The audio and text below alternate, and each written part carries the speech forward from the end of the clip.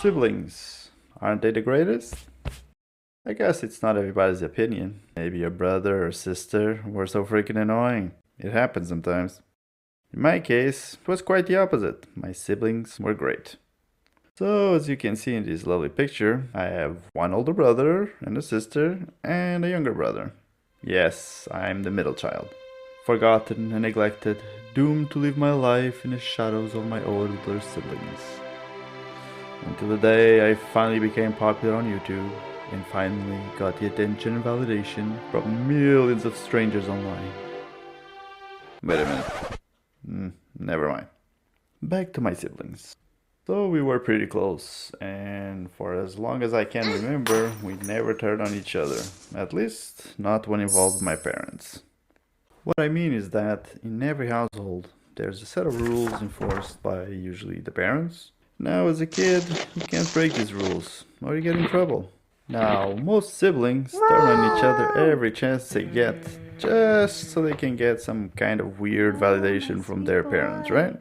But us, we took the opposite approach, and decided to always have each other's back, no matter what.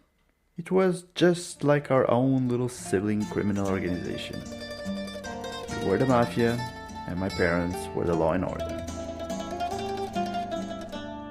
So, like in most criminal organizations, there was no snitching no matter what. It doesn't seem to be a big deal, but would you take a spanking for something one of your siblings did?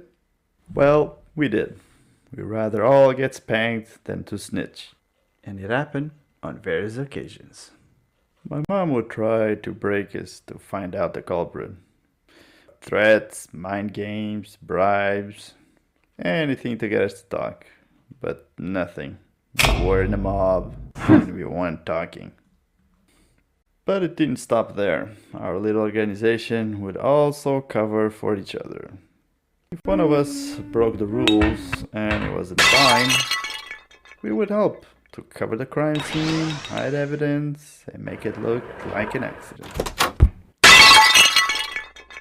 Here's an example of one of the times we got into complications.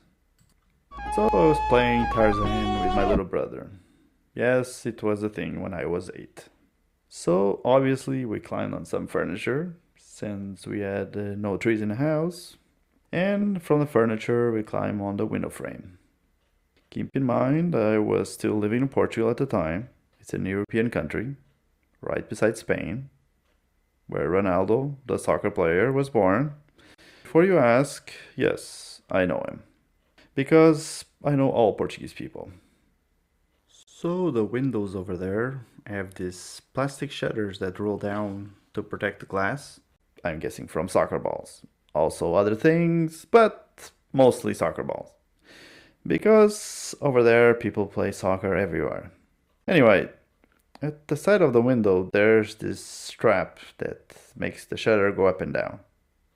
So we are hanging on the window and my brother loses his grip and his butt swings on the window against the strap roll and the glass shatters on his butt. He jumps down and a piece of glass was still stuck to his thigh. It finally came off after a couple of panicked butt-shaking moves. Needless to say, he had a hole on his thigh. There was glass all over the floor. Now, normal kids would inform the adult of the accident and get medical attention, but not us. First thing that came to mind, we can cover it up. No one will ever know. This was a big crime scene to cover up. So first thing, get rid of the glass. So I put all the glass in an old bag, even pulled out the pieces that were still attached to the window and hid it. But now, how to attend to my brother's wound? We knew of band-aids, but we couldn't find any, so we consulted with my older brother and came up with a great solution. Cotton ball and a sticker.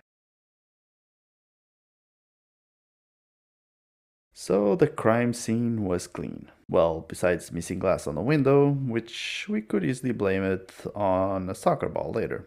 And my brother's wound was taken care of. Just as good as a band-aid. Cover-up was almost perfect. But we forgot one little detail. cleanliness. We wiped the blood from the leg, but we didn't wash it off. So the remainder of the blood dried and he became brownish. It looked like his leg was a bit dirty. So when my mom was tucking us in, she saw the dirty leg and probed a little further and found the sticker. Well, that time was kind of a failure. Fortunately, my mom was worried about my brother's leg, so there wasn't any yelling or ass whooping. I guess it would have been a lot easier to just tell my mom from the beginning, but you know. But we learned our lesson and stopped all of our organization activities from that day on. Yeah, not really.